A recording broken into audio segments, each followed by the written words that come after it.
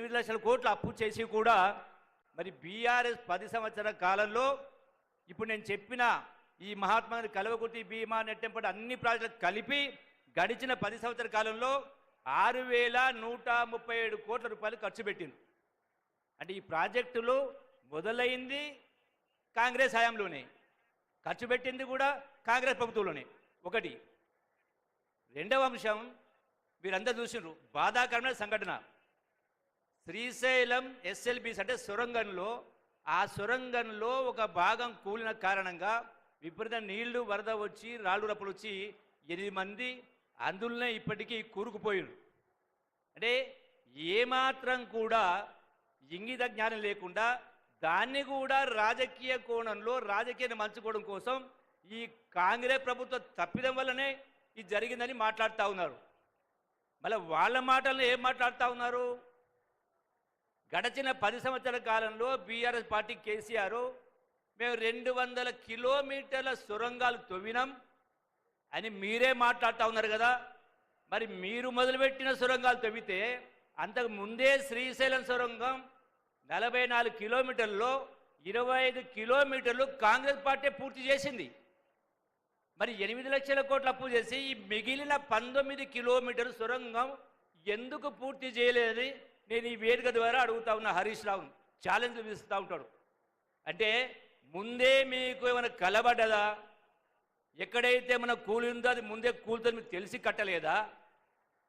నిధులు లేక కట్టలేదా? 8 లక్షల కోట్ల అప్పు. ఈ ప్రాజెక్టును సొరంగాన్ని పూర్తి చేస్తే కాంగ్రెస్ పార్టీ పేరు వస్తలేదని కట్టలేదా? ఎందుకంటే పంపులు మోటార్లు అవసరం లేదు, తక్కువ ఖర్చుతోటి ఎక్కువ ఆయకట్టుకు ఇచ్చేది.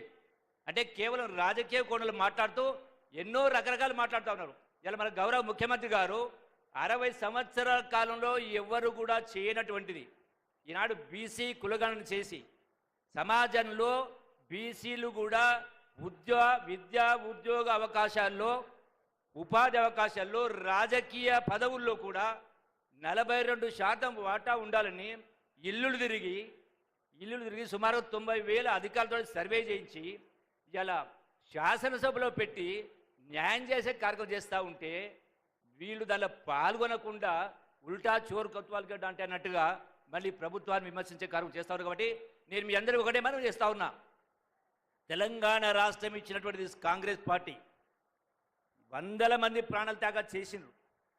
మరి తెలంగాణ ఇచ్చిన కాంగ్రెస్ పార్టీ ఈ దేశానికి కానీ రాష్ట్రానికి కానీ శ్రీరామ రక్ష. ఎప్పుడు ఏ ఎన్నికలు వచ్చినా కాంగ్రెస్ పార్టీని కాపాడుకోవాల్సిన బాధ్యత మనందరిపైన ఉంది. కాబట్టి మీరందరూ కూడా పెద్ద మనసు చేసుకొని ఈ యొక్క సంక్షేమాభివృద్ధి కార్యక్రమాల్లో మీరందరూ పాలు పంచుకోవాలి. ఒక చక్కని పరిపాలన, సుపరిపాలన, అవినీతికి అవకాశం లేని పరిపాలన మనందరం కలిసి మనమందరం ఒక కుటుంబం కలిసి చేసుకోవాలని చెప్పని మీరందరూ కూడా పాల్గొనాలని, తోడు కావాలని మనస్ఫూర్తిగా కోరుకుంటూ సెలవు తీసుకుంటున్నా. జై Congress. Thank you sir. Telangana రాష్ట్ర వ్యాప్తంగా